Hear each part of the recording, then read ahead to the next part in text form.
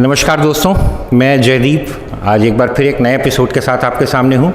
और आज आने का जो पर्पज़ है वो बेसिकली उन बच्चों के लिए बहुत महत्वपूर्ण है जो नीट की तैयारी कर रहे हैं। विशेष तौर पे मैं गर्ल्स के लिए ये बात कहना चाहूँगा, क्योंकि जनरली हम लोग ये देखते हैं कि जब नीट एग्ज़ाम की बात आती है तो बॉयज़ का जो पार्टिसिपेशन है वो गर्ल्स के कंपैरिजन में ज़्यादा होता है। और गर्ल्स के पार्टिसिपेशन के कम होने का एक रीज़न जनरली ये माना जाता है कि जो एनालिटिकल सब्जेक्ट्स हैं लाइक फिज़िक्स, जो कि एक मैथ बेस्ड सब्जेक्ट है, इसमें कहीं ना कहीं कुछ पकड़ कम होना एक डर बनता है, जिसकी वजह से गर्ल्स इस तरह की फील्ड में आगे नहीं जाना चाहते, जबकि ये बिल्कुल मिथ है, गलत बात है, ऐसा बिल्कुल भी नहीं है। तो आज जो ये एपिसोड हम लोग क्रिएट किया है, हम लोगों ने जो एक नया एपिसोड तैयार किया है, इसको करने का जो बेसिक पर्पज़ था वो यही कि वो तमाम लड़कियाँ जो पूरे हिंदुस्तान में इस वीडियो को देख रही हैं वो इस बात को समझ सकें कि नीट ऐसा एग्ज़ाम नहीं है जिसको लेकर के मन में किसी तरह के डर की ज़रूरत है। और इसका एक सबसे बड़ा एग्जाम्पल है गौरी मिश्रा, जिन्होंने 660 स्कोर के साथ ऑल इंडिया रैंक 2633 ली है। आप मान करके चलें कि 15 से 16 लाख बच्चों के बीच में अगर हम 2633 रैंक ला रहे हैं तो इसका मतलब है कि हमारा परफॉर्मेंस बहुत अच्छा है। अब ये परफॉर्मेंस कैसे अच्छा है, क्यों अच्छा है, इस पूरी जर्नी में क्या क्या गौरी ने किया, किस तरह से अपनी पढ़ाई की और किस तरह से नेशनल लेवल पर 2633 रैंक के साथ अपनी पोजीशन हासिल की। और एक चीज़ और बता दूं कि ये बिल्कुल तय है कि गौरी को हर हाल में KGMC मिलने वाला है और ये KGMC से MBBS करके निकलने वाली हैं और आने वाले भविष्य में जॉर्जियन कहलाएंगी। तो मैं आपके सामने गौरी मिश्रा को बुलाना चाहूँगा। गौरी, आप आए, थोड़ा सा हमारे दर्शकों से बात भी करें। आइए गौरी। तो दोस्तों, ये हैं गौरी मिश्रा, जिन्होंने एक अच्छी परफॉर्मेंस दी है और इस अच्छी परफॉर्मेंस के पीछे इनकी बहुत सारी मेहनत भी शामिल रही है। बातचीत की शुरुआत हम लोग इस तरह से करते हैं कि मैं सबसे पहले गौरी से ये जानना चाहूँगा कि गौरी को कुल कितना समय हुआ है इस तैयारी को करते हुए। गौरी बताएं। Sir, my name is Gauri Mishra. I have secured an All India rank of 2633 with a marks of 660 out of 720 in currently held NEET 2022, and this was my 4th attempt. Okay, तो गौरी, इससे पहले के जो 3 attempt थे इसमें actually 4th attempt तो बहुत बड़ी बात हो गई। तो इसका मतलब है कि पिछले 3 अटैम्प्ट में हमने पूरी कोशिश की मगर हम उस रिजल्ट तक नहीं आ पाए। तो पिछले 3 अटैम्प्ट में आपकी जर्नी क्या रही, कहाँ आपको वीकनेस फील होती रही? सर, ज़्यादातर मुझे जो वीक एरिया मेरा लगता था वो मेरा फिज़िक्स था। Biology was my strong subject और फिज़िक्स जो था उसमें मुझे ज़्यादा प्रॉब्लम होती थी। Yes sir. तो देखिए, बात फिर वही आ गई जैसे मैंने शुरुआत में कहा था कि फ़िज़िक्स एक ऐसा सब्जेक्ट है जो कहीं ना कहीं बच्चों को डराता है, गर्ल्स को बहुत डराता है, क्योंकि मैथमेटिक्स बेस्ड सब्जेक्ट है और मैथ्स में अगर हम थोड़ा सा भी वीक हैं तो ये डर बना रहता है। मगर फिर भी ये बहुत काबिल तारीफ़ बात है कि हम 4थे अटैम्प्ट में हमने क्लियर किया, मगर पिछले 3 अटैम्प्ट में हमने अपना धैर्य बनाए रखा, अपना संयम बनाए रखा, पूरी मेहनत, पूरी फोकस से अपने लक्ष्य पर लगे रहे। ऐसा नहीं हुआ कि पहले अटैम्प्ट के बाद डिसहार्टन हो गए, छोड़ दिया, या दूसरे अटैम्प्ट के बाद मन नहीं हुआ, छोड़ दिया, या तीसरे अटैम्प्ट के बाद ये सोच लिया कि अब तो हमसे कुछ होना ही नहीं है और हम नहीं करेंगे। ये बिल्कुल वैसी बात है कि हमें किसी भी पत्थर को उठा करके हटाने से परहेज़ नहीं करना चाहिए, क्योंकि हमें पता नहीं कि किस पत्थर के नीचे हमारी किस्मत दबी हुई है।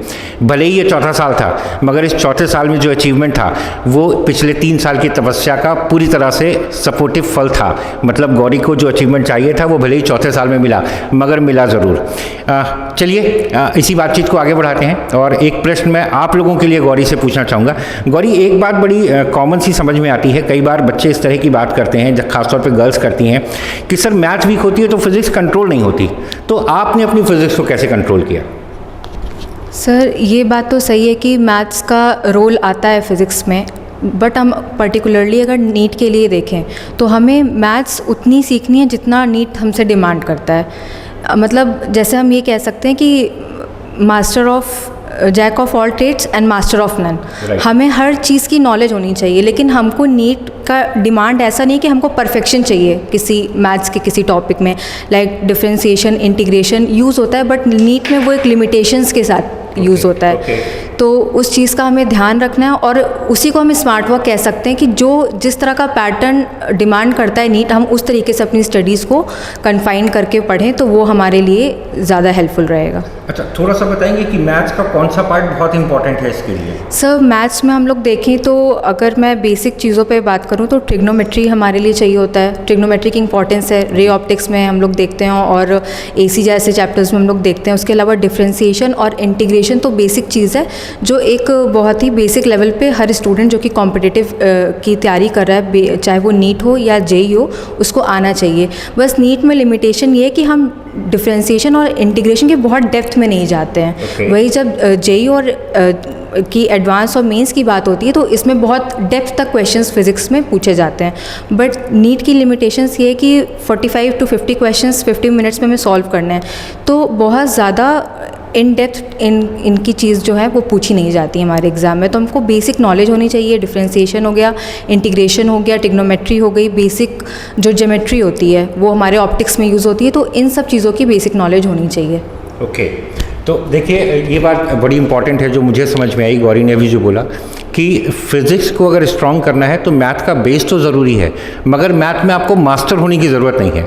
आपको बेसिक मैथमेटिक्स में अगर आप स्ट्रॉन्ग हैं, ट्रिग्नोमेट्री आपकी स्ट्रॉन्ग है, डिफ्रेंसिएशंस आपके स्ट्रॉन्ग हैं, तो फिज़िक्स में इन्हीं का बेसिकली यूज़ है। यानी हमें बहुत ज़्यादा बॉदर करने की ज़रूरत नहीं है। हम डिफ्रेंसिएशंस, बेसिक मैथमेटिक्स, ट्रिग्नोमेट्री को स्ट्रॉन्ग कर लें तो हमें फिज़िक्स में से काफ़ी सपोर्ट मिल जाता है। मगर गौरी यहीं पर एक सवाल और पैदा होता है कि मान लीजिए हमने बेसिक मैथमेटिक्स स्ट्रॉन्ग कर ली, फिर भी कई बार बच्चों का ये सवाल हमारे सामने आता है कि हमने क्वेश्चन सॉल्व करना शुरू किया, आज क्लास में टीचर ने एक पर्टिकुलर क्वेश्चन हमें बताया था, उससे जुड़े जितने भी क्वेश्चन थे सेम पैटर्न के सारे क्वेश्चन हमसे सॉल्व हो गए, और जैसे ही पैटर्न बदला हम सवालों में अटकना शुरू हो गए।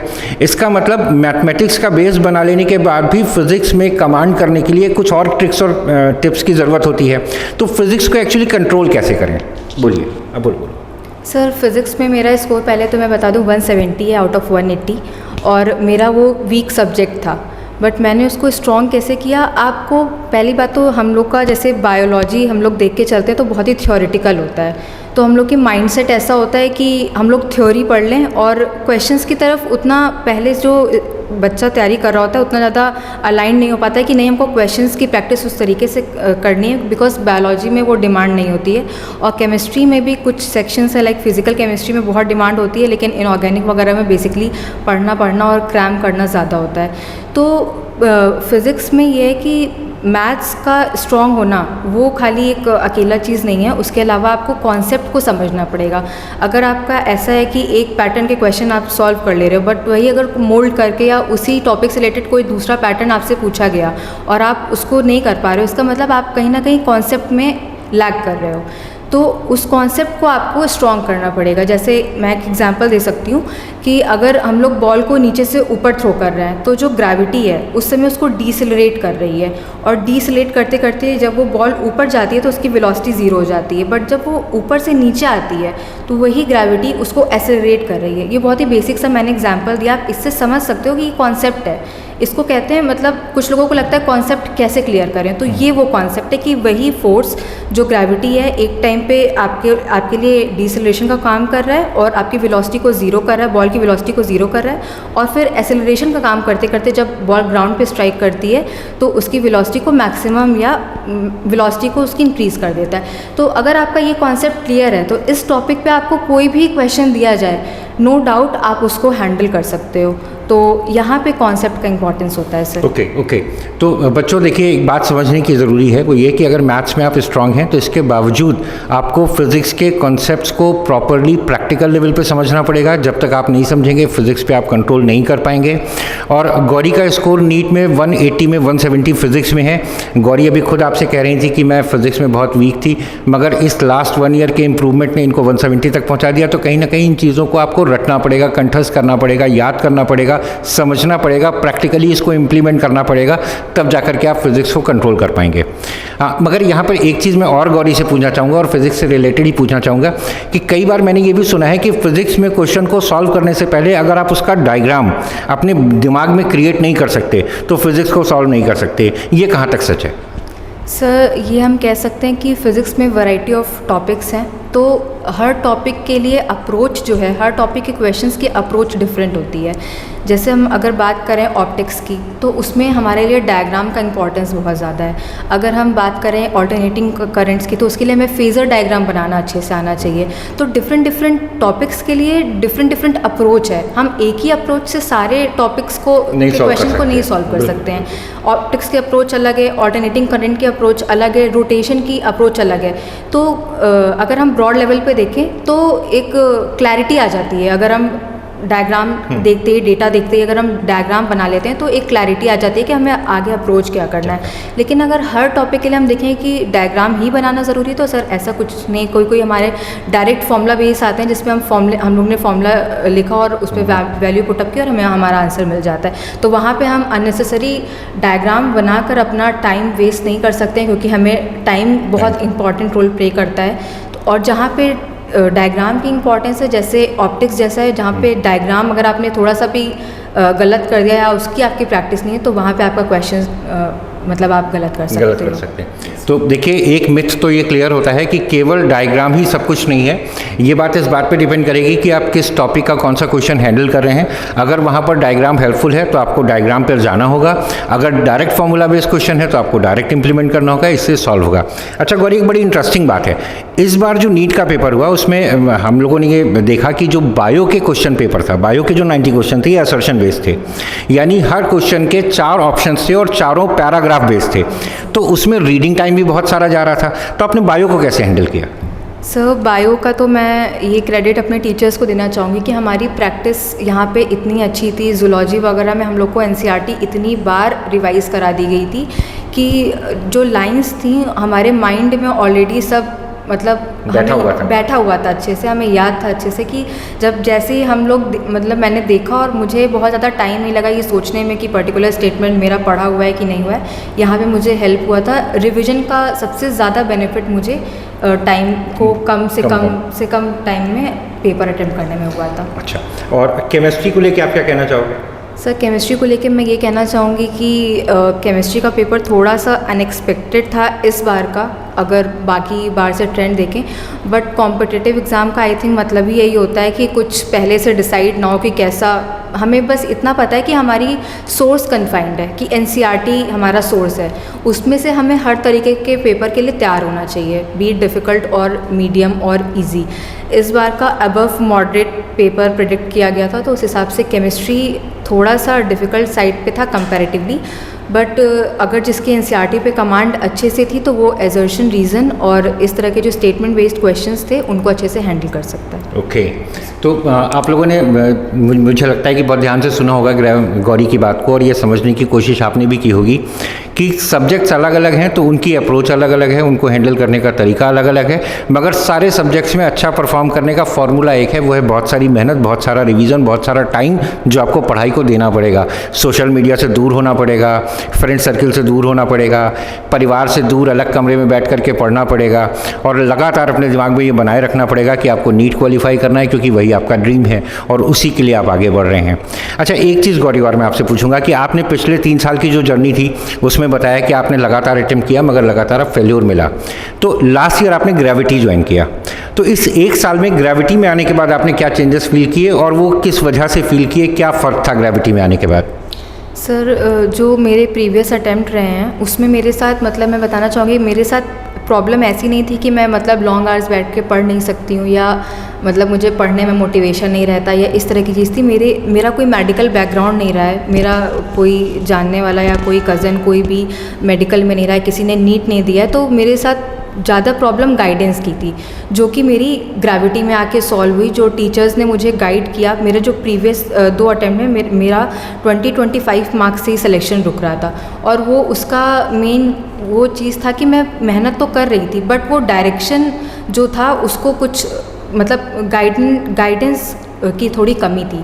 तो वो चीज़ मुझे यहाँ पे ग्रेविटी में आके मिली कि चीज़ पेपर को अटेम्प्ट कैसे करना है, साथ में आप मेंटली प्रिपेयर कैसे रहना है। कितने सारे टेस्ट मैंने यहाँ पे दिए, उनका एनालिसिस किया, मेरे टीचर्स लगातार उसमें उन्होंने मेरा सपोर्ट किया, तो वो चीज़ था, वो जो डिफरेंस था यहाँ पे आके मुझे मिला। अच्छा, ग्रेविटी में टीम तो बहुत सारी है, बहुत अराउंड 70+ टीचर्स हैं, तो आपको किन किन टीचर्स ने पढ़ाया, कुछ बताना चाहेंगे किसका कैसा सपोर्ट रहा? यस सर, मैं बताना चाहूँगी मेरे फिज़िक्स के फैकल्टीज़ थे पंकज सर और आलोक सर। पंकज सर ने 11th क्लास की फ़िज़िक्स पूरी देखी थी और 12th क्लास की फ़िज़िक्स आलोक सर ने पढ़ाई थी। और केमिस्ट्री में हमारे बहादुर सर थे जिन्होंने ऑर्गेनिक का पूरा पोर्शन बहुत ही अच्छे तरीके से कवर किया था, और केमिस्ट्री में इनऑर्गेनिक और फ़िज़िकल के लिए मयंक सर थे, जिन्होंने केमिस्ट्री के साथ साथ फ़िज़िक्स में भी बहुत सारा कंट्रीब्यूशन दिया था, बिकॉज उन्होंने कैलकुलेशंस बहुत स्ट्रॉन्ग करा दी थी हमारी। और बायोलॉजी के लिए हमारे देखें तो बॉटनी के लिए हमारे पास शहनवाज सर थे जो हम लोग को पढ़ाते थे, और जूलॉजी के लिए मुमताज़ सर ने हमें पढ़ाया था। ओके तो इन टीचर्स के पढ़ाने के तरीके के बारे में आप कुछ कहेंगे, इनका क्या सपोर्ट सिस्टम था आपके साथ? यस सर, कुछ चैप्टर्स केमिस्ट्री में हमें अशफाक सर ने भी पढ़ाए थे, और मैं ये बताना चाहूँगी कि सारे टीचर्स जो हैं यहाँ पे उनका तरीका डिफरेंट मतलब आप देखोगे तो हर टीचर का तरीका, आपको अप्रोच उनका जो है सब्जेक्ट को लेके, उससे आपको सब्जेक्ट में और इंटरेस्ट आने लगेगा। जैसे कि मेरी फ़िज़िक्स जो थी, जब मैंने यहाँ पे पढ़ना शुरू किया तो पंकज सर से मैं हमेशा गाइडेंस लेती रहती थी कि जहाँ पे मेरी गलती हो रही है कि सर मेरी गलती कहाँ पे हो रही है, तो वो हमेशा मुझे गाइड करते रहते थे कि मुझे कैसे अपनी गलतियों को रेक्टिफाई करते हुए चलना है। वही सेम चीज़ बायोलॉजी के लिए हमें इतनी बार सर ने एनसीईआरटी क्लास में भी बोल के और नोट्स के थ्रू इतनी बार रिवाइज़ करा दी थी कि पूरी एनसीईआरटी ऐसे लगता था कि एकदम अब क्रैम हो चुकी है। और केमिस्ट्री के लिए हमने बहुत प्रैक्टिस की थी, और ऑर्गेनिक में देखा जाए तो सर के नोट्स में इतने सारे क्वेश्चन सर ने करा दिए थे कि उसके बाद अगर हम अपने ग्रेविटी के मॉड्यूल्स कर लेते हैं तो हमने उसके अलावा कोई और कोर्स करने, मतलब कोई और हमें सोर्स करने की, किसी और सोर्स से प्रैक्टिस करने की कोई ज़रूरत नहीं थी। गौरी, एक चीज़ और जानना चाहेंगे, जैसे अभी आपने मॉड्यूल्स की बात की, स्टडी मटेरियल की बात की, तो ग्रेविटी का स्टडी मटेरियल किसी और दूसरे स्टडी मटेरियल से अगर कंपेयर करें तो क्यों डिफरेंट है? सर मैं ये बोलना चाहूँगी कि ग्रेविटी का स्टडी मटेरियल को पूरा करना ही अपने आप में बहुत बड़ा टास्क है, क्योंकि उसमें इतने सारे क्वेश्चंस और इतने सारे डिफरेंट कंसेप्ट्स पे बेस्ड क्वेश्चंस कन्फाइंड तरीके से आपको दे रखे हैं कि अगर आपने उसको कर लिया तो मतलब कुछ लोग को ऐसा लगता है कि अगर एस सी वर्मा नहीं की तो हमारी फिज़िक्स नहीं स्ट्रॉन्ग होने वाली, DC पांडे करना ज़रूरी है। तो आप जब मॉड्यूल करोगे तो आपको लगेगा कि आपको वही क्वेश्चंस जो आप इन स्टैंडर्ड्स बुक में देख रहे हो वही हमारे मॉड्यूल्स में अच्छे तरीके से सिंप्लीफाइड से लेके ऑर्डिनरी लेवल तक पूरा कन्फाइन करके हमारे मॉड्यूल्स में दे रखा है। तो अगर टिप्स से लेके टो तक हम लोग उसको सॉल्व कर लेते हैं तो हमें और किसी सोर्स पर रिलाई होने की बिल्कुल भी कोई ज़रूरत नहीं है। ओके तो मतलब गौरी के कहने का मतलब, आपके कहने का मतलब ये है कि जो मॉड्यूल्स ग्रेविटी आपको दे रहा है या जो स्टडी मटेरियल ग्रेविटी प्रोवाइड कर रहा है, अगर आप उस पर केवल फोकस रखते हैं तो किसी और स्टडी मटेरियल की ज़रूरत नहीं है। उसे हम अगर प्रॉपर स्टडी करते हैं, उसको पूरी तरह से कर लेते हैं तो काफ़ी कुछ कवर हो जाएगा। अच्छा, एक चीज़ और गौरी कि जैसे नीट के एग्ज़ाम को लेकर के जब तैयारी हो रही होती है तो कई बार बच्चों के मन में होता है, कई बार बच्चे हमारे पास भी आते हैं कि सर फलाने टीचर का पढ़ाया समझ में नहीं आ रहा है, या वो पढ़ा रहे हैं हमको हम पूछ नहीं पा रहे हैं, या हमारे डाउट्स बहुत हैं, हमको लग रहा है कि वो जो भी हमको पढ़ा रहे हैं वो दिमाग में जा ही नहीं रहा है। तो इसमें करना क्या चाहिए? क्योंकि ऐसा तो पॉसिबल नहीं है कि एक फैकल्टी सब जगह खड़े होकर सबको पढ़ा दे, और कोई भी इंस्टीट्यूशन जब फैकल्टीज़ को अपॉइंट करता है तो बहुत सारे प्रोसेस के बाद करता है, यानी अच्छी फैकल्टीज़ को ही करता है। हाँ, ये बात ज़रूर है कि ये बात हमने देखी भी है कि कई बार फैकल्टीज़ के पढ़ाने का तरीका और बच्चों के पढ़ने का तरीका आपस में मैच नहीं कर रहा होता है। मगर मुझे ऐसा लगता है कि अगर हम अपने टीचर को प्रॉपर अप्रोच करते रहें लगातार, तो जो कॉन्सेप्ट हमें आज नहीं समझ में आया वो कल ज़रूर आ जाएगा, मगर इसके लिए अप्रोच की ज़रूरत होती है। तो ऐसे में आप क्या कहना चाहेंगे, अगर किसी बच्चे को ये लगता है कि किसी फलानी टीचर का पढ़ाया नहीं समझ में आ रहा है तो उसको टीचर से कैसे अप्रोच करनी चाहिए? सर पहले मैं ये कहना चाहूँगी कि जब हम कोई टीचर से पढ़ते हैं तो हमें प्री एज्यूम्ड अपने दिमाग में कोई थॉट नहीं रखना चाहिए कि मतलब कि टीचर कैसा होगा। जो भी टीचर, उनका जो तरीका है आपको उस तरीके से अपने आप को अडाप्ट करने की ज़रूरत है, मुझे ऐसा लगता है। क्योंकि हर टीचर जो भी किसी स्टैंडर्ड कोचिंग में पढ़ा रहा है तो उसका एक्सपीरियंस और वो उसका एक्सपीरियंस देखकर ही उससे वहाँ पे बुलाया जाता है। तो आपको अपने आप को अडाप्ट करना चाहिए, कोई प्री एज्यूम्ड नोशन नहीं रखना चाहिए अपने दिमाग में कि मुझे ऐसे ही टीचर से पढ़ना है। क्योंकि हर टीचर आप देखोगे तो हर टीचर सेम तरीके का नहीं हो सकता है, सबका स्टाइल अलग होता है, सबका तरीका अलग होता है, सबका लेक्चर डिलीवर करने का वे डिफरेंट होता है। और अगर आपको कोई चीज़ कहीं पे भी नहीं समझ में आती है, अगर क्लास में स्पीड ज़्यादा आपको लग रही है और आपको कोई क्वेश्चन ऐसा लग रहा है कि सबने आंसर कर दिया, आप नहीं कर पाए हो, तो आपको ये देखना है कि आपसे वो क्वेश्चन बना कि नहीं बना। अगर आपसे वो क्वेश्चन नहीं बना है तो आप क्लास में ही सर से उस चीज़ को पूछो, क्लियर करो। और आपको लगता है कि आपका क्वेश्चन अगर आपसे बन गया है और स्पीड की वजह से आप क्लास में उसको नहीं कर पा रहे हो, तो आप क्लास एंड होने के बाद आप उसको सॉल्व करो। और अगर नहीं आता है तो फिर आप टीचर से पूछो, क्योंकि टीचर को खुद नहीं पता लग सकता है कि आपको क्या चीज़ नहीं समझ में आई है। उसके लिए आपको खुद अप्रोच करना पड़ेगा टीचर को कि मुझे ये चीज़ नहीं समझ में आई है।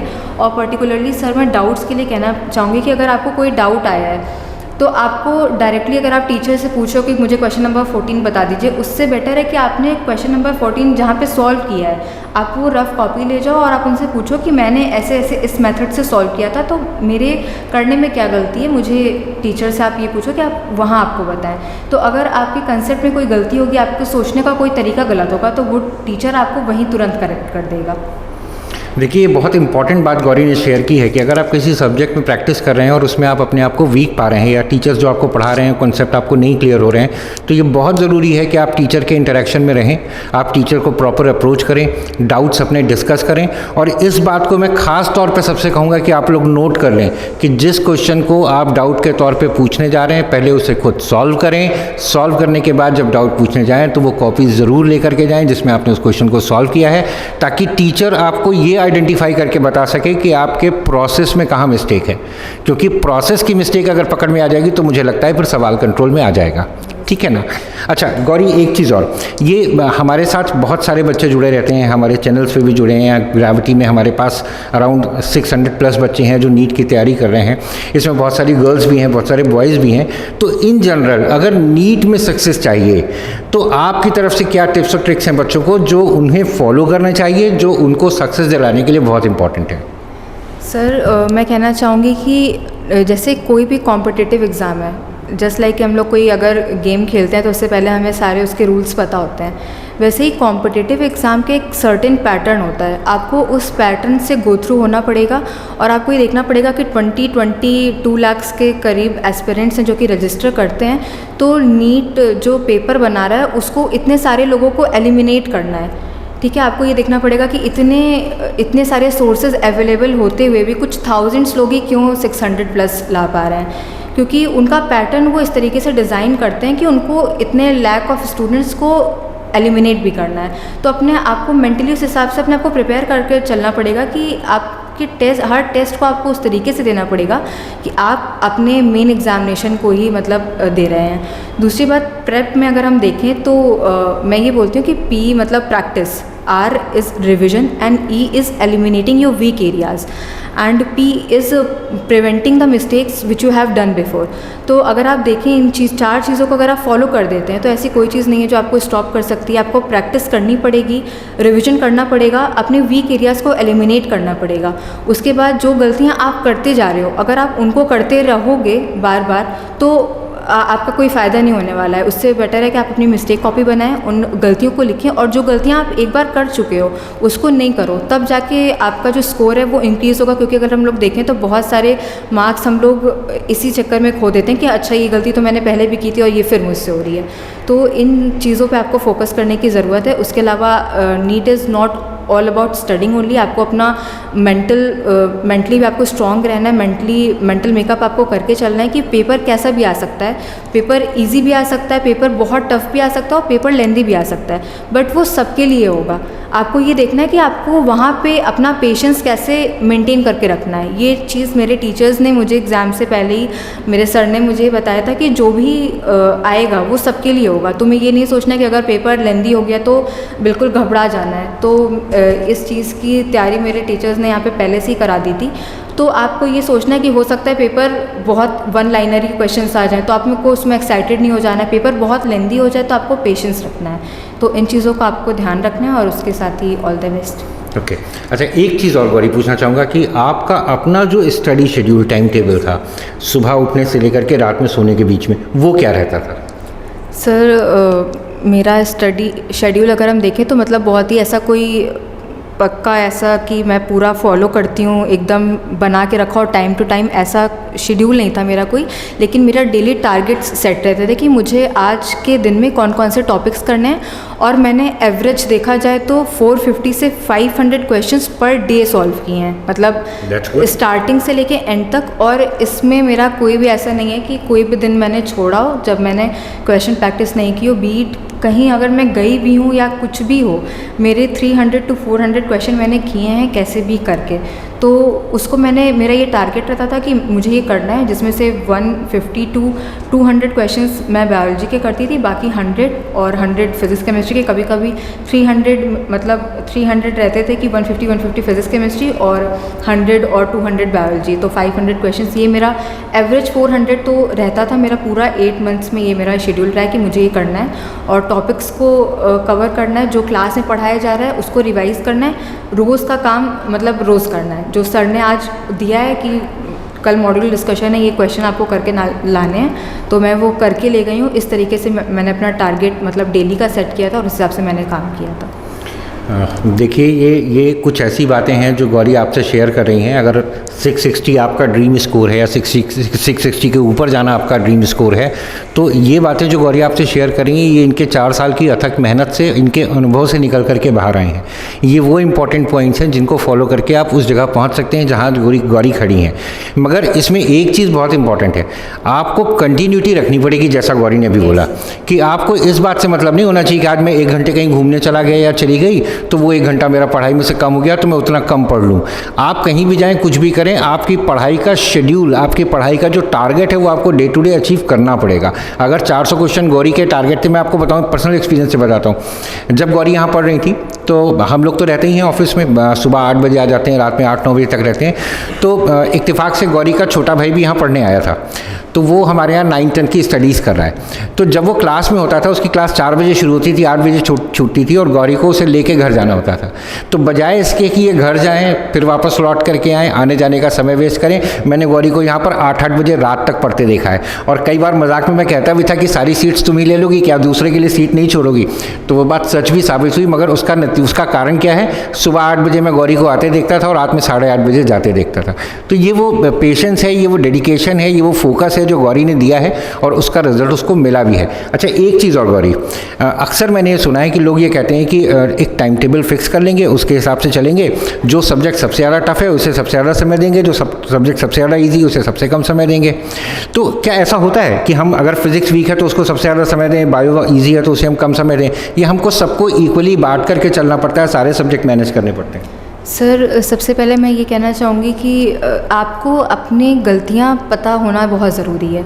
अगर आप ऐसे ही रैंडमली कहीं पे अपनी मतलब एनर्जी लगाने लगोगे कि आप फिज़िक्स ही सॉल्व कर रहे हो, बायोलॉजी नहीं सॉल्व कर रहे हो, तो उससे पहले कि आप एक बार बैठ के एनालिसिस करो, खुद को थोड़ा टाइम देकर ये एनालिसिस करो। अगर आपने पहले पेपर दिया है तो आप देखो कि आपकी गलतियाँ कहाँ थी और उसको बहुत थॉरो एनालिसिस करिए कि बायोलॉजी में अगर 38 चैप्टर्स हैं तो कौन सा चैप्टर आपका बहुत वीक है। केमिस्ट्री में अगर आपका 3 पोर्शन है, फिजिकल, ऑर्गेनिक, इनऑर्गेनिक, तो आपको क्या चीज़ नहीं आती है और क्या चीज़ आती है। मतलब हर तरीके से आपको करना है कि क्या आपका बहुत स्ट्रॉन्ग है, क्या आप उसको अगर एक बार रिवाइज़ करो तो आपका काम चल जाता है, क्या है कि आपको बहुत ही वॉलेटाइल है आपके लिए। जैसे इनऑर्गेनिक थी मेरे लिए कि आपको बार बार देखना ज़रूरी है, और क्या चीज़ है कि आपकी बहुत ही ग्रिप में रहती है। तो इन चीज़ों में आपको डिवाइड करते हुए, देखते हुए, फिर आपको जब आप फाइंड आउट करोगे कि आपके वीक पोर्शन क्या निकल के आए हैं।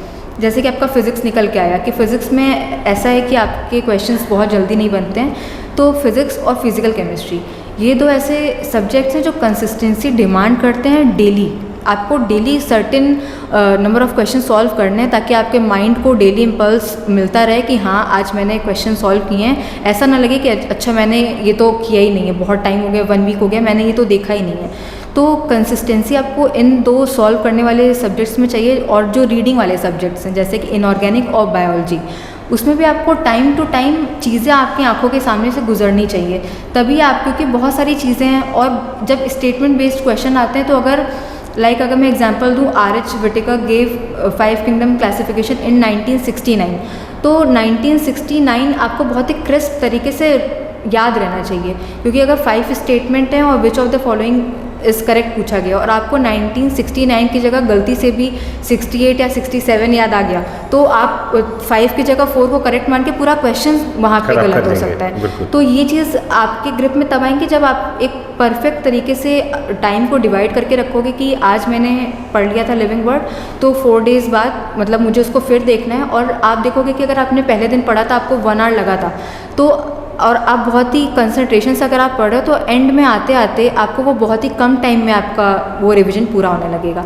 तो आप देख लो कि आपका कौन सा जो पार्ट है वो बहुत ही डिफ़िकल्ट है। अगर आपको फिज़िक्स बहुत डिफ़िकल्ट लग रही है तो डेफिनेटली आपको उसको टाइम देना चाहिए। और फिज़िक्स केमिस्ट्री एक ऐसे मतलब सब्जेक्ट्स हैं जो अगर आपके स्ट्रॉन्ग हो जाएंगे तो आपको इनबिल्ट एक कॉन्फिडेंस आ जाएगा कि बायोलॉजी है कि आपको रिवाइज कर करके आ जाएगी। लेकिन सर देखा जाए तो बायोलॉजी में कन्फाइंड है कि हमारे पास 2 NCERTs हैं, 38 चैप्टर्स है, एक क्वेश्चन भी 2 साल से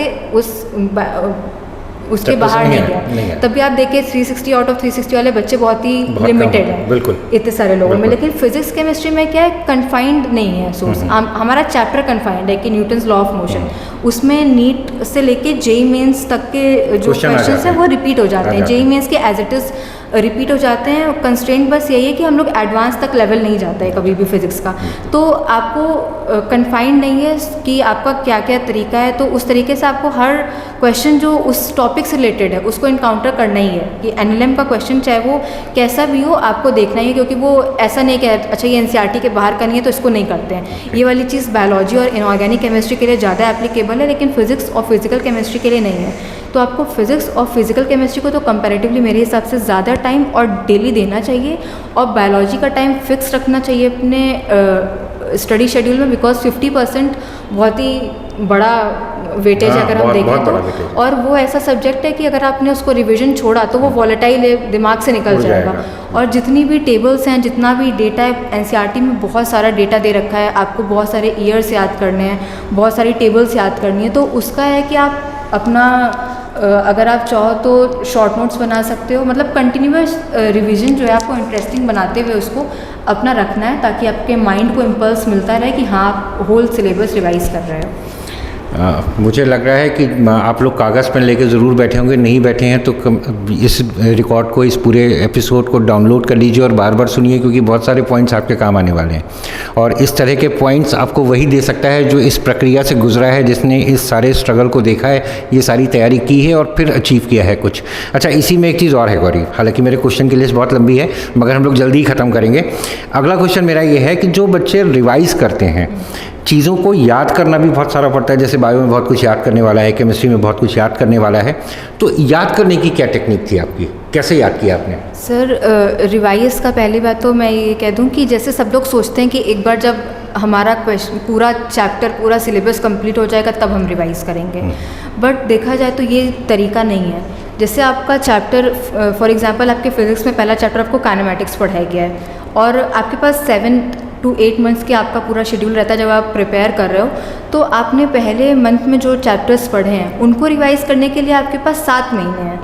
और जो आप लास्ट में पढ़ रहे हो 2 महीने पहले, लेट से आपने ऑप्टिक्स पढ़ा 2 महीने पहले, तो उसको आपने 2 महीने पढ़ा है तो वो कंपैरेटिवली आपके माइंड में फ्रेश रहेगा, तो आप उसको 2 बार भी रिवाइज़ करोगे तो आपके लिए वो उतना ही मतलब उतना ही इक्वल रहेगा। तो जब आपका चैप्टर ख़त्म होता जा रहा है आप उस पर ग्रिप बनाना तब से ही स्टार्ट करो। ये नहीं सोचिए कि अब काइनेमैटिक्स हो गया, अब जब पूरा एंड ऑप्टिक्स पूरा हो जाएगा तब हम स्टार्ट से रिवाइज करेंगे, तब तक तो आपके दिमाग से वो चीज़ें धीरे धीरे फेड होने लगेंगी। तो जैसे ही आपका चैप्टर जो हो जा रहा है आप तब से ही उस पर ग्रिप बनाना स्टार्ट करो। जो चैप्टर आपका पहले हो गया है उसको रिवाइज़ करने के लिए आपके पास 6-7 महीने, आप उसको 6-7 बार रिवाइज़ करो।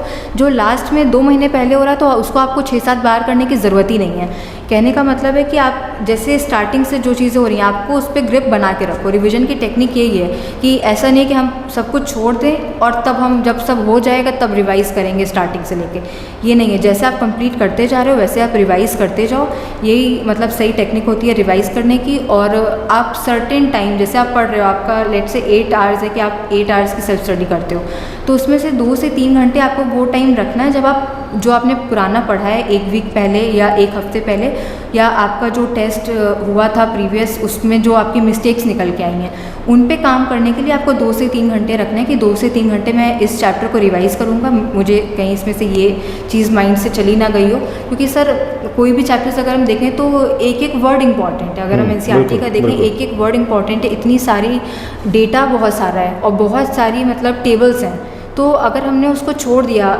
1 हफ्ते भी अगर छोड़ दिया तो वो दिमाग से हमारे निकल जाएगा। और चीज़ें इतनी इंपॉर्टेंट है कि एज और हाउ एवर का फ़र्क भी आ जाता है वहाँ पे, कहाँ सम ऑर्गेनिजम्स लिखा है, कहाँ पे मोस्ट लिखा है, तो उसका भी फ़र्क पड़ता है। जब तक आप उसको देखते नहीं रहोगे तब तक उतना स्ट्रॉन्ग आप उसको नहीं कर पाओगे। मतलब यही है, देखिए कि अगर आपको रिवीजन करना है या याद करना है तो आपकी फ्रीक्वेंसी बनी रहनी चाहिए। और बड़ी सिंपल सी बात है कि जो हमने 7 महीने पहले पढ़ा है उसे 7 बार रिवाइज़ करेंगे, जो 2 महीने पहले पढ़ा है उसे 2 बार रिवाइज़ करेंगे। यानी जो हम जितना पहले पढ़ रहे हैं हमें उसके लिए उतना ज़्यादा रिवीजन का समय मिल रहा है, तो उसको उतनी बार हम रिवाइज़ कर सकते हैं। और ये बहुत इंपॉर्टेंट बात अभी गौरी ने आपसे शेयर की कि जो हमने अभी लेटेस्ट पढ़ा है वो हमारे दिमाग में फ्रेश है। अगर हम उसको भी 7 बार करने की कोशिश करेंगे तो किसी और चैप्टर को रिवाइज़ करने का समय हम उसमें इस्तेमाल कर लेंगे, तो वो गलती नहीं करनी है। चैप्टर्स के ड्यूरेशन को, चैप्टर्स को ख़त्म करने के बाद एग्जाम के बीच के ड्यूरेशन को ध्यान में रखना है और रिवीजन पे वैसे ही फोकस करना है। अच्छा, एक और सवाल है गौरी, अक्सर हमसे बच्चे ये पूछते हैं कि सर ये जो OMR भरते हैं इसकी क्या टेक्निक है? क्योंकि कई बच्चे कहते हैं कि हम OMR नहीं भर पाते, या हम क्वेश्चन पेपर पूरा सॉल्व कर लेते हैं, लास्ट में OMR भरने की कोशिश करते हैं, हमारी OMR छूट जाती है, या क्या हम क्वेश्चन सॉल्व करने के साथ साथ OMR भरते चलें? तो क्या इसकी भी कोई टेक्निक होती है? सर OMR की अगर हम देखें तो हर इंसान की मतलब अलग अलग तरीके से हो सकती है, बट मैं अगर अपना बताऊं, जो मेरे टीचर्स ने मुझे बताया था कि मैं पहले क्वेश्चंस जो करती थी, पहले आप फर्स्ट राउंड में अगर आप अटेम्प्ट कर रहे हो तो आप वो क्वेश्चंस करते हो जो आपको जल्दी जल्दी आते चले जाते हैं, जिसमें आपको बहुत सारा टाइम नहीं देना है, और जो कि बहुत श्योर शॉट रहते हैं कि हमें लगता है अब इनमें हमें दोबारा मतलब इनको रीचेक नहीं करना है। अगर 45 क्वेश्चंस हैं फिज़िक्स के, और अगर बायोलॉजी के देख लें 45 क्वेश्चंस से बायोलॉजी कंपैरेटिवली जल्दी सॉल्व होती है, तो अगर आपने 38 क्वेश्चंस एकदम श्योर शॉट कर लें कि अगर आप उनको दोबारा टाइम नहीं देना है, तो आपने वो करा और उनको फिल कर लिया, उन पे डॉट लगा लिया, अपनी OMR पे छोटा छोटा डॉट लगा लिया ताकि लास्ट में आप कर पाओ। क्योंकि अगर आप बाद में फिल करने बैठते हो और अगर आपने डॉट नहीं लगाया तो आप देखोगे फिर करोगे, उसमें आपका एक्सेस टाइम वेस्ट होगा। ये सब चीज़ें जब आप टेस्ट दे रहे हो तो आप खुद एक बार अप्लाई कर करके देख सकते हो कि कौन सी टेक्निक जो है आपके साथ बहुत ही अच्छे से जाती है। क्योंकि कुछ मेरे फ्रेंड्स थे जो लास्ट में भरते थे और 20-25 मिनट्स में अपनी पूरी OMR 20 मिनट्स में लास्ट में एकदम भर लेते थे, बट कभी कभी क्या होता है हम लास्ट में पैनिक करने लगते हैं, और इतनी मेहनत जो हमने 2.5 घंटे पूरा पेपर सॉल्व करने में की, अगर हम लास्ट मिनट पे पैनिक करने लगेंगे तो हम अपनी OMR में मिस्टेक कर देंगे, जो कि सबसे इम्पॉर्टेंट आखिर में। नहीं, और ऐसा होता है, लोग पैनिक करते हैं, मतलब लास्ट के 20-25 मिनट में ये हालत हो जाती है कि हे भगवान अब क्या करें, है ना? तो कैलकुलेशन सिंपल अगर हम देखें तो वो उसमें कन्फ्यूजन होने लगती है। बिल्कुल। अच्छा, एक चीज़ और है, जैसे जनरली होता ये है कि 3 घंटे का पेपर है, 180 मिनट है, 180 क्वेश्चन है, तो क्या हमको सब्जेक्ट को भी टाइम डिवाइड करके प्लान करना चाहिए?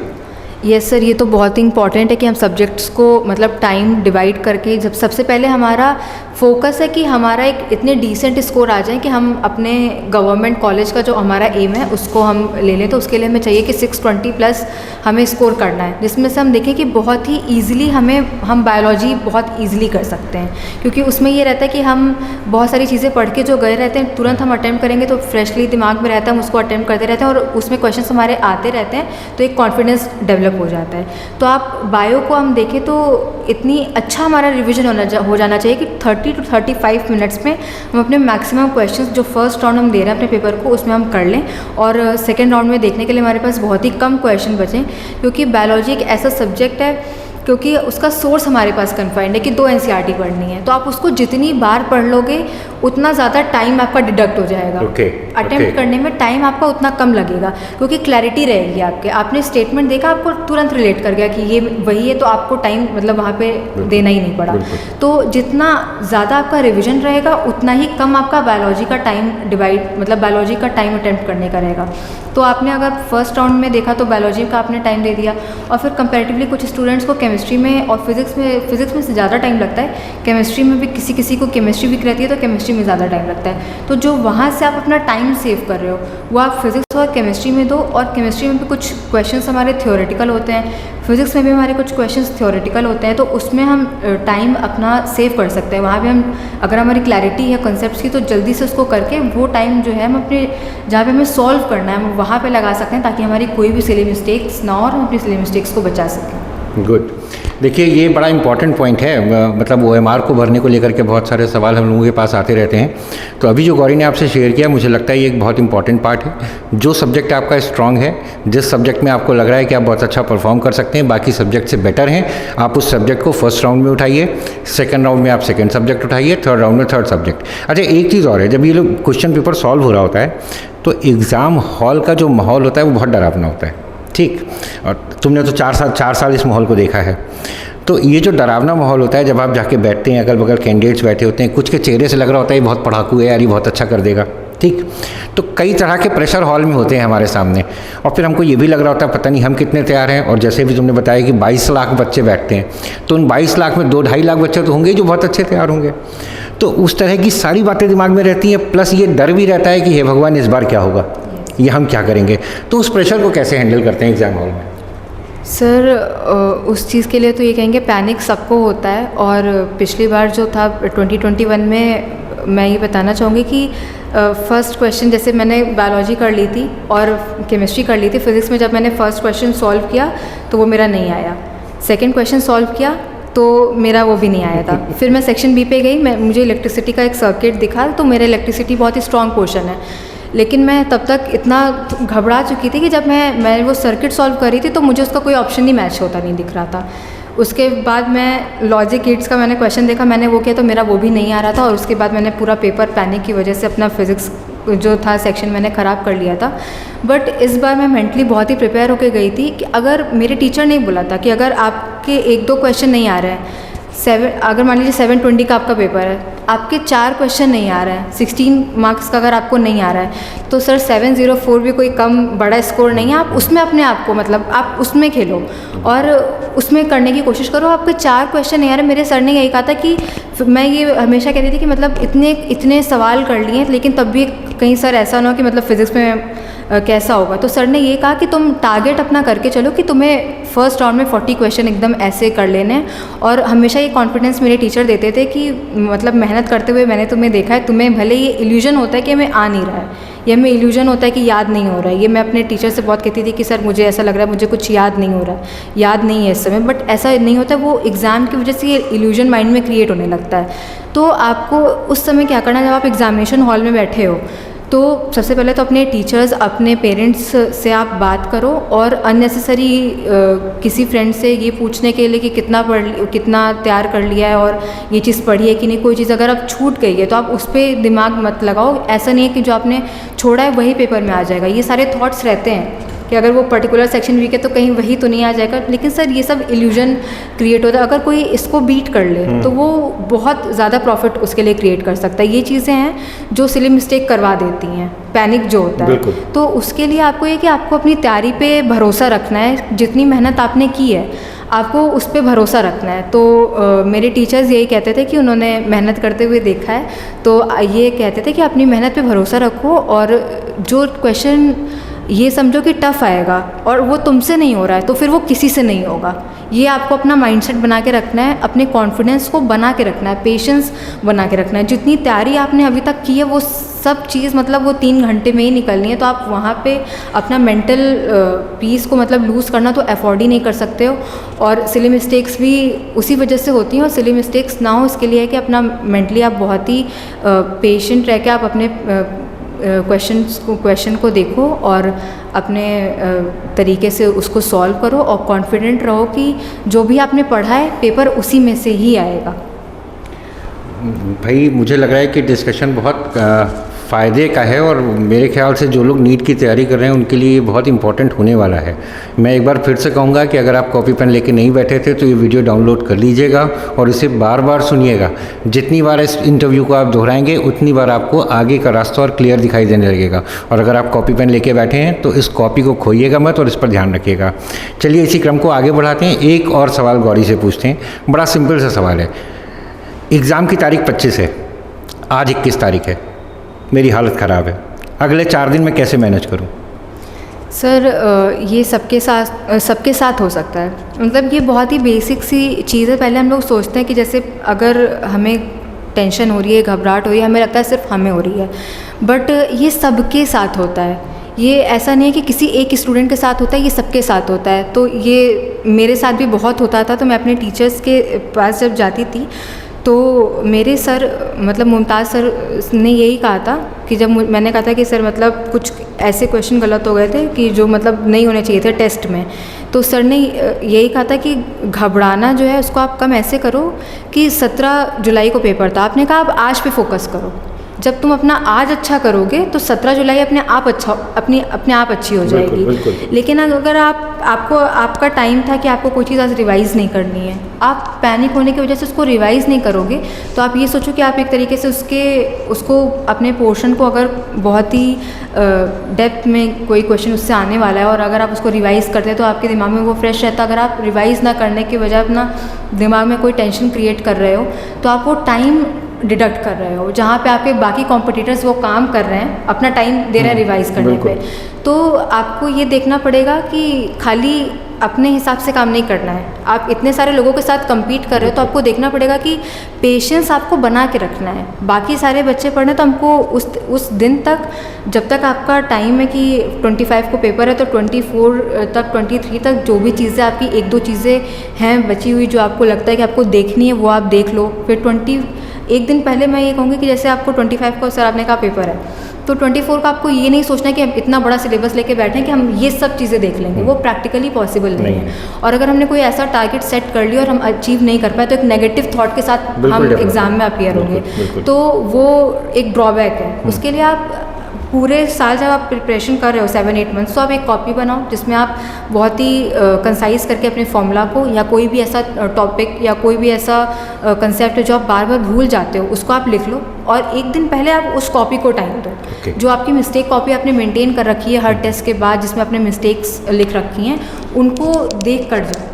तो वो चीज़ आप एक दिन पहले एग्ज़ाम के करो तो आपके लिए वो बहुत ही ज़्यादा प्रॉफिट। देखो, एक इम्पॉर्टेंट कीवर्ड इस बातचीत में सामने आया है, मिस्टेक कॉपी। मतलब मैंने भी पहली बार ये सुना अभी तुम्हारे मुँह से।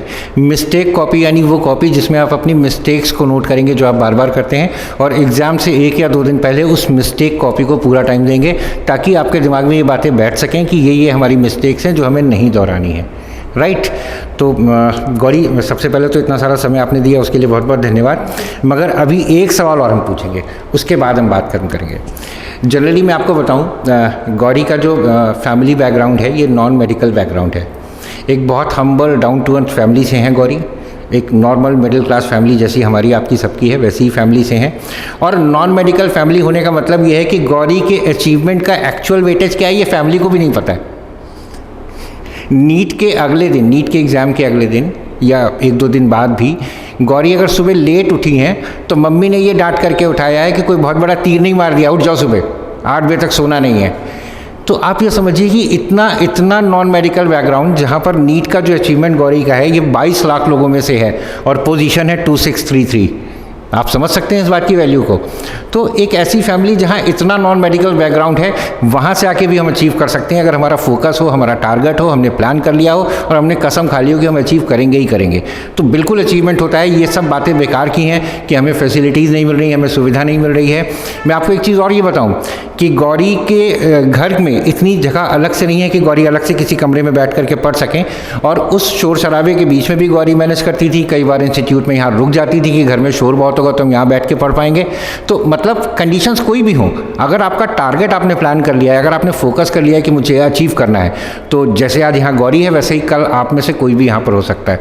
तो मुझे लगता है कि इन सारी बातों को बहुत अच्छे से दिमाग में बैठाने की ज़रूरत है। इन सारी चीज़ों को अपने पास नोट करिए। और एक ख़ास बात और कि जिस समय आप ये एपिसोड देख रहे होंगे, आप चाहें तो हमें मैसेज कर सकते हैं। आपके वो क्वेश्चन जो नीट से रिलेटेड हैं, आपको लगता है कि आपका कन्फ्यूज़न नहीं क्लियर है, आपको लगता है कि नीट में भी आपको कुछ और गाइडेंस और हेल्प की ज़रूरत है, आपको लगता है कि कंपटीशन की प्रिपरेशन में भी कुछ और हमको चाहिए है, तो आप बिल्कुल मैसेज करें। मैं गौरी से फिर रिक्वेस्ट करूँगा, इनको फिर बुलाऊँगा, उन सवालों के जवाब के साथ भी आपके सामने आऊँगा और आपकी पूरी हेल्प जो हम अपने इस वीडियोज़ के ज़रिए, इस वीडियो सिस्टम के ज़रिए कर सकते हैं, ज़रूर करेंगे। राइट। अच्छा गौरी, एक लास्ट चीज़ और, इसके साथ हम लोग इस बात को ख़त्म करेंगे। बहुत टाइम मैंने आपका ले लिया। हमारे पास ओवरऑल समय 6 महीने का बचा है, तो इस 6 महीने के समय में अब अगले 6 महीने की प्लानिंग क्या हो, ये 2 शब्दों में थोड़े से में बच्चों को बता दीजिए। सर, जो 6 महीने का टाइम है, जिन लोगों ने मतलब दे चुके हैं जो पहले पेपर, जिनका फर्स्ट अटैम्प्ट होने वाला है, वो तो अपनी प्रिपरेशन उनकी ऑलमोस्ट डन होगी 11th-12th जिन्होंने पढ़ा होता है। मैंने सर 11th-12th में भी मैं ICSE बोर्ड से पढ़ी हूँ, तो मेरा NCERT से कोई दूर दूर तक रिलेशन नहीं था। और ये मैटर नहीं करता, जैसे मतलब आप देखो कि 4th अटैम्प्ट में किसी ने क्लियर किया है, तो ये आप पे डिपेंड करता है कि आप उससे मोटिवेशन कैसा ले रहे हो। 4th अटैम्प्ट में मैंने क्लियर किया, तो मैं ये नहीं कह रही हूँ कि 4th अटैम्प्ट में क्लियर करना is a good thing, but अगर आप इस तरह की सिचुएशन में फंसे हुए हो और आपको, जैसे प्रीवियस 2 अटैम्प्ट से मेरा बहुत कम मार्क्स से रुक रहा था, बट मुझे था कि नहीं, मुझे नीट में मतलब मुझे MBBS ही करना है, तो मैं अपना एफ़र्ट यहाँ पे कर रही थी।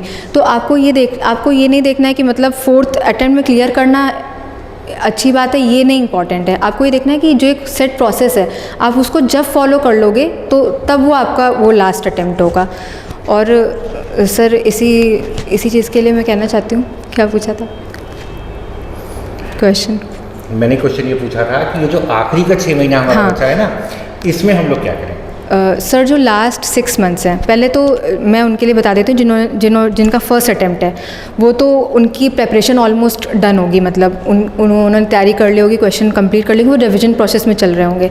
और जो अभी 2022 में कुछ मार्क्स से वो रुके हैं जो, तो उनको पहले काम करना है कि अपनी गलतियों को देखना है कि उन्होंने क्या क्या गलती की थी, क्योंकि अगर आपने अपनी गलतियां नहीं की तो आप फिर उसी माइंडसेट के साथ आओगे और फिर आप कहीं पे भी एफर्ट कर रहे होगे जिसका कोई भी फ़ायदा लास्ट में नहीं दिखेगा। तो सबसे पहले आपको अपनी गलतियाँ देखनी है कि आपकी गलती कहाँ पर रही थी और आपका वीक एरिया कहाँ था। उस चीज़ को आइडेंटिफाई करने के साथ ही आपको अपनी प्रिपरेशन स्टार्ट करनी है। उसके साथ आपको टेस्ट देने हैं। टेस्ट से मतलब भागना नहीं है कि जब सारा सिलेबस कंप्लीट हो जाएगा तब हम फुल टेस्ट देंगे। आप एक बार पेपर दे चुके हो तो पूरा सिलेबस आप एक बार गो थ्रू हो चुके हो, तो आप अपने पार्ट टेस्ट देते जाओ। उसके साथ जब आपको लगे कि आपने बायोलॉजी पूरी कंप्लीट कर ली है तो आप फुल टेस्ट पे तभी स्विच कर लो। आजकल बहुत सारी रिसोर्सेज हैं, आपको फुल टेस्ट अवेलेबल हो जाते हैं। ऐसा नहीं कि 1 महीने पहले ही हम देना स्टार्ट करेंगे। तो उस हिसाब से अपने टेस्ट को प्लान करो, क्योंकि जो रियल चीज़ है आपको 3 घंटे में पेपर लिखना है, तो पेपर लिखने की हैबिट आपको पहले से ही बनानी पड़ेगी। वो ये नहीं कि हम सारा पढ़ लेते हैं, सब पढ़ना नहीं है, तैयारी करनी है, प्रिपरेशन करनी है। तो ये चीज़ स्टडी नहीं इंपॉर्टेंट है, you have to prepare for the exam. और प्रिपेयर के लिए कि आपको अपना टेस्ट देना और इसकी एनालिसिस करनी है, बिकॉज अल्टीमेटली आपको 3 घंटे में पेपर ही देना है। तो जब तक आपके माइंड में वो चीज़ से आप फैमिलियर नहीं होगे कि हम आपकी 3 घंटे बैठने की आदत है, पेपर लिखने की आदत है, तो तब तक फ्रूटफुल नहीं होगा। आपको 3 घंटे की सिटिंग हैबिट स्टार्टिंग से ही करनी है। पेपर देना है, उसको रेक्टिफाई करते हुए चलना है।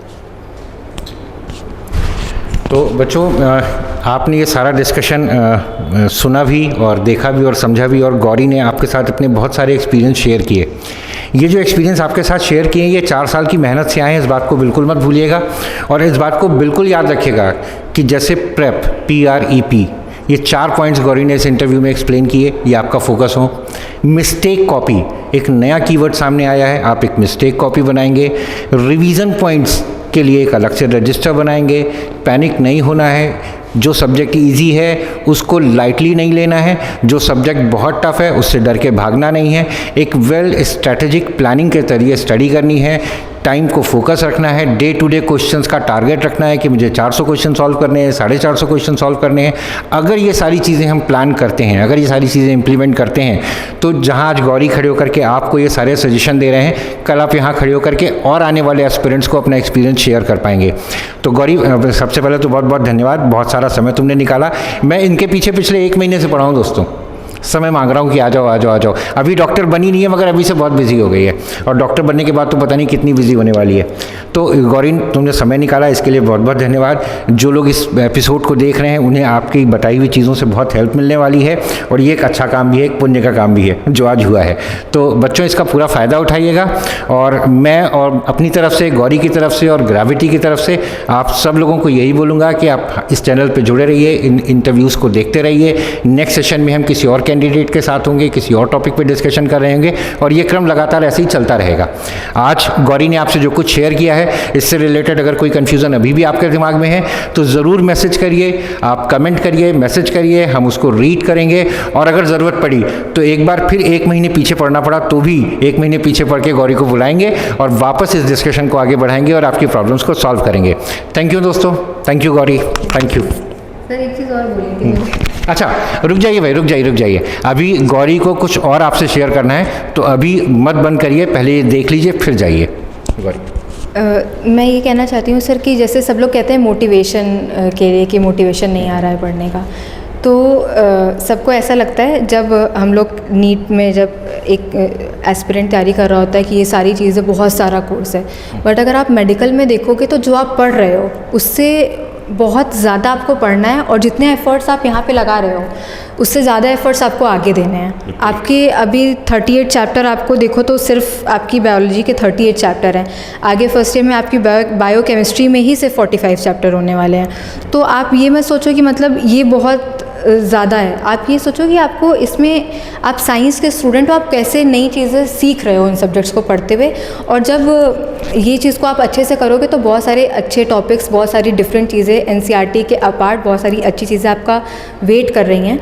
और पैनिक होने के लिए कि मैं कहना चाहूँगी कि जैसे हम होली बुक्स का सहारा ले सकते हैं, जो भी हमारे हम गीता है, कुरान है। मैंने सर ये सुना था कि जो उनकी वर्ड्स का जो अरेंजमेंट होता है वो ऐसा होता है कि जब हम उसे रिसाइट करते हैं तो हमारी आईक्यू इंक्रीज़ होती है। तो अगर आपको लगता है कि आप जल्दी घबरा जाते हो तो आप वहाँ आप 10 मिनट 15 मिनट निकाल के आप पूजा कर सकते हो, या फिर आप अपनी गीता को, कुरान को थोड़े वर्सेस उसमें से रिसाइट कर सकते हो। उससे आप मेंटली भी काम फील करोगे और उससे आपको हेल्प भी मिलेगी, और ये मुझे लगता है सर बहुत हेल्प करता है करना।